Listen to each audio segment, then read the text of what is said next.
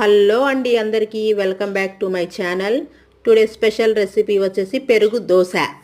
పెరుగు దోశ ఎప్పుడైనా విన్నారా అండి? విన్నా చేసిన కామెంట్ చేసి చెప్పేయండి. నేనైతే దీనికోసం అయితే ఫస్ట్ బియ్యాన్ని ఒక 4 అవర్స్ నానబెట్టానండి, కంట్రోల్ బియ్యము. తర్వాత నానబెట్టాక దాన్ని జల్లి గిన్నెలో వేసేసాను, అందులో వాటర్ మొత్తం పోయేలాగా.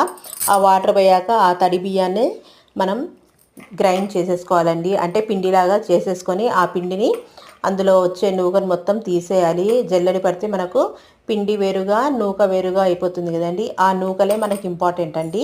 ఆ నూకల్ని తీసేసి సెపరేట్గా ఒక బౌల్లో వేసి ఉంచుకోవాలండి. ఈ నూకలతోనే ఈ ప్రాసెస్ అంతా మనకు అవుతుంది.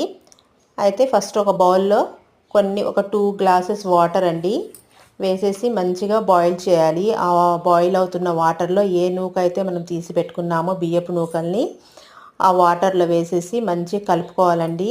అంటే అడుగు అంటకుండా ఈ ప్రాసెస్ ఆ నూకలు మొత్తము ఉడికేలాగా కలుపుతూనే ఉండాలి నాన్ స్టాప్గా. అలా మొత్తం నూక ఉడికాక దాన్ని చల్లార్చుకోవాలండి. ఇలా గంజిలాగా వస్తుంది.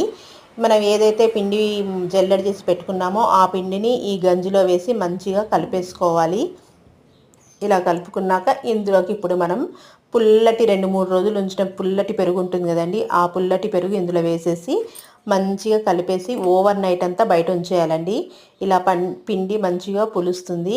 అప్పుడు ఇందులోకి కొంచెం వంట సోడా అండ్ సాల్ట్ కలుపుకోవాలి.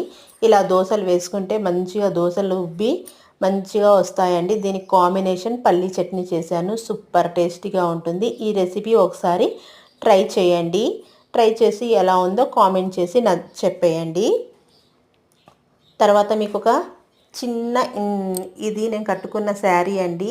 ఈ శారీ నేను ఆషాఢ మాసం ఆఫర్లో తీసుకున్నాను. ఎంతలో తీసుకొని ఉంటారో ఒకసారి గెస్ చేసి